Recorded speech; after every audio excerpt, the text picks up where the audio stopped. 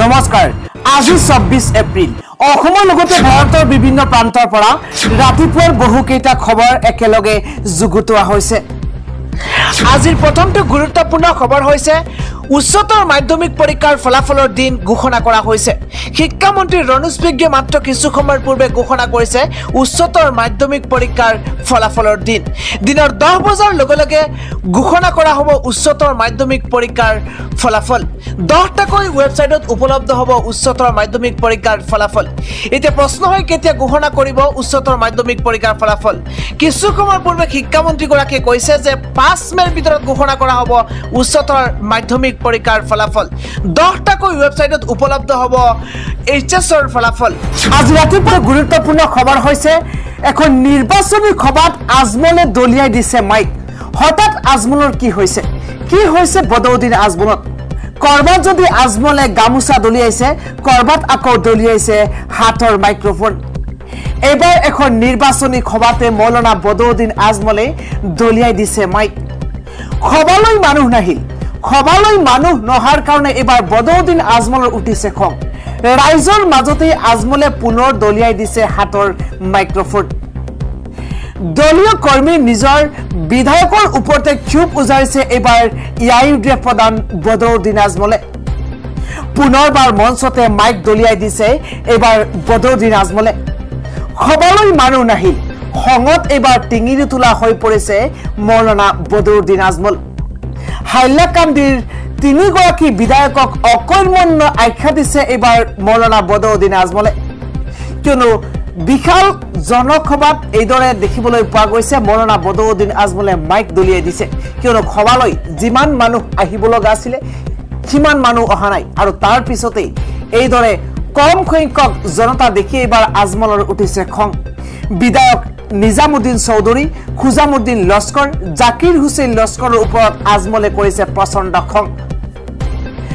লোকসভা নিৰ্বাচনৰ প্ৰাৰ্থী সাহাবুল ইছলাম চৌধুৰীৰ হৈ প্ৰচাৰ চলাবলৈ গৈছিল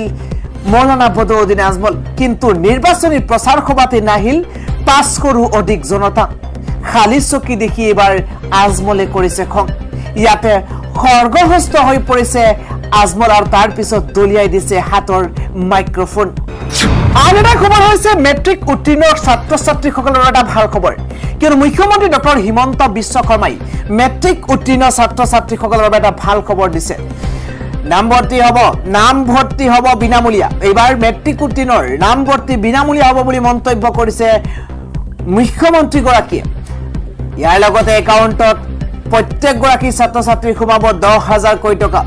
মেট্ৰিক উত্তীৰ্ণলৈ মুখ্যমন্ত্ৰী ডক্টৰ হিমন্ত বিশ্ব শৰ্মাই বৃহৎ ঘোষণা কৰিছে প্ৰতিগৰাকী শিক্ষাৰ্থীৰ নামভৰ্তি হ'ব এইবাৰ বিনামূলীয়া কেৱল ইয়াই নহয় মেট্ৰিক উত্তীৰ্ণ ছাত্ৰীৰ একাউণ্টত পোনপটীয়াকৈ সোমাই দিব চৰকাৰে 10,000 কোটি টকা এইচএছ ফাৰ্ষ্ট ইয়াৰৰ লগতে ছেকেণ্ড ইয়াৰতো লাভ কৰিব 10,000 কোটি টকা ডিগ্ৰী ফাৰ্ষ্ট ইয়াৰত ছাত্ৰ ছাত্ৰীসকলে পাব 12,500 টকাকৈ ইফালে ছেকেণ্ড ইয়াৰ লগতে থাৰ্ড ইয়াৰটো লাভ কৰিব 12,500 টকাকৈ বিশ্ববিদ্যালয়ত নামভৰ্তি কৰিলেও লাভ কৰিব 25,000 কোটি টকা মুখ্যমন্ত্ৰী ডক্টৰ হিমন্ত বিশ্ব শৰ্মাই এবাৰ মেট্ৰিক উত্তীৰ্ণলৈ এই ডাঙৰ ঘোষণা কৰিছে আন এটা গুৰুত্বপূৰ্ণ খবৰ হৈছে অহা 24 এপ্ৰিলৰ পৰা 26 এপ্ৰিলৰ সন্ধিয়া 5 বজালৈ ড্ৰাই ডে ঘোষণা কৰা হৈছে আমি জনাই আছো এটা গুৰুত্বপূৰ্ণ খবৰ পুনৰ ৰাজ্যত 48 ঘণ্টাৰ বাবে ড্ৰাই ডে ঘোষণা কৰা হৈছে 24 এপ্ৰিলৰ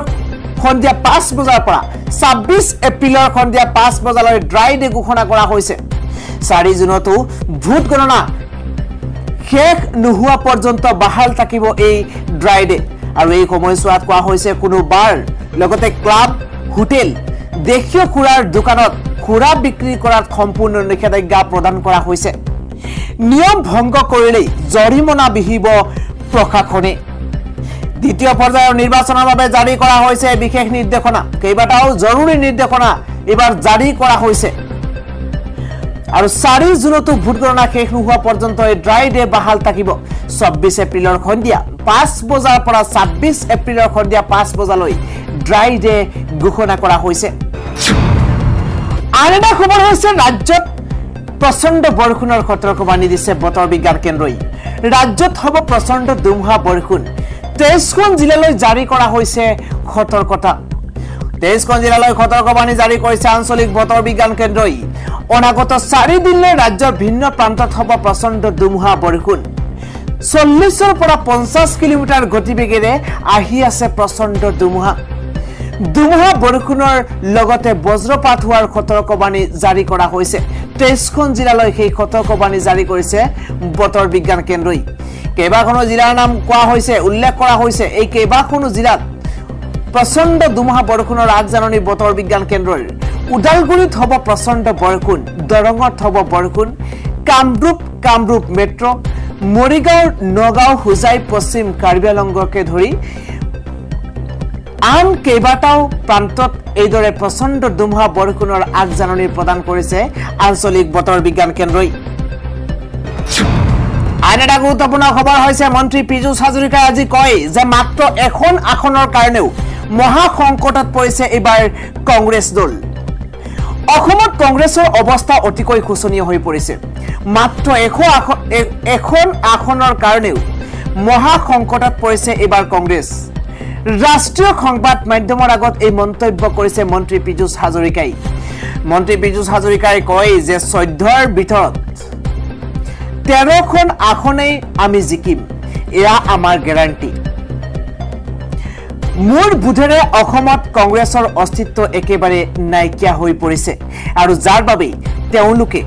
এখনো আসন লাভ কৰিব নোৱাৰে ৰাহুল গান্ধীৰ প্ৰধানমন্ত্ৰী হ'ব নেকি বুলি সাংবাদিকে কৰা এক প্ৰশ্নৰ উত্তৰত মন্ত্ৰীগৰাকীয়ে কয় যে এই বিষয়ে কোনো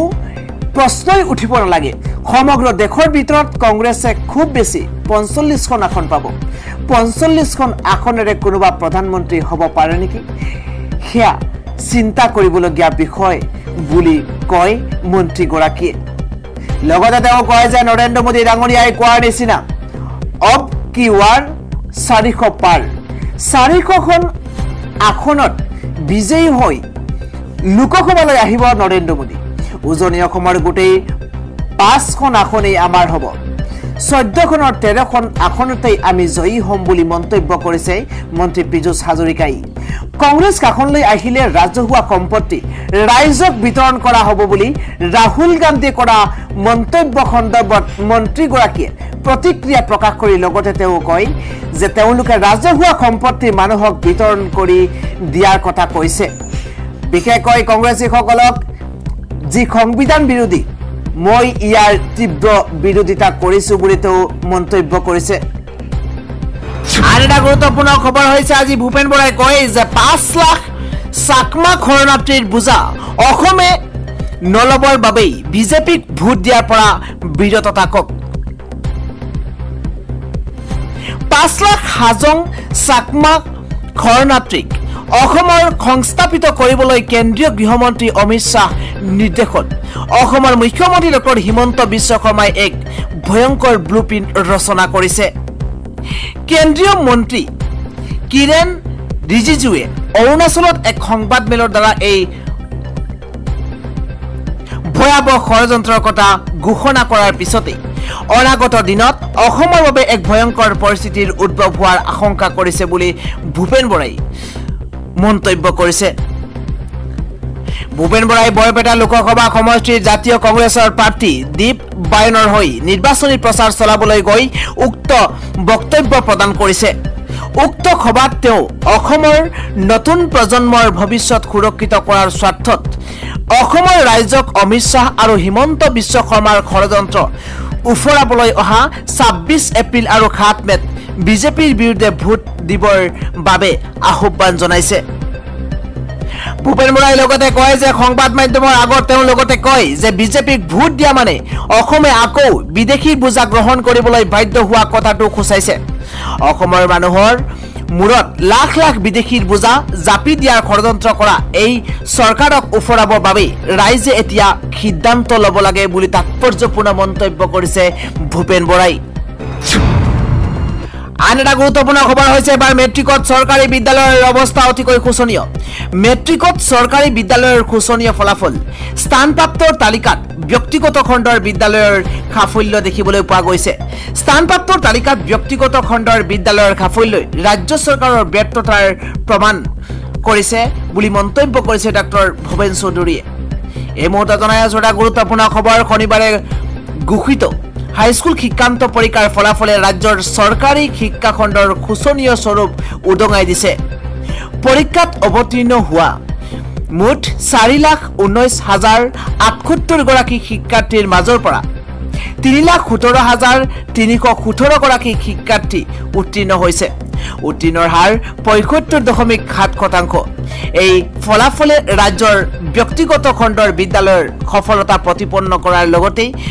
চৰকাৰী শিক্ষানুষ্ঠানৰ বিফলতা প্ৰতিফলিত কৰিছে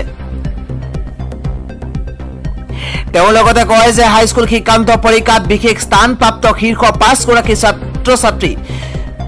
ব্যক্তিগত বিদ্যালয়ৰ শিক্ষাৰ্থী ৰাজ্যখনৰ চৰকাৰী বিদ্যালয়ৰ প্ৰয়োজনীয় আন্তঃগাঁথনি তথা শিক্ষাৰ উপযুক্ত পৰিৱেশ নথকাৰ বাবে আজি এই অৱস্থাৰ সৃষ্টি হৈছে ৰাজ্যৰ বিদ্যালয়বোৰত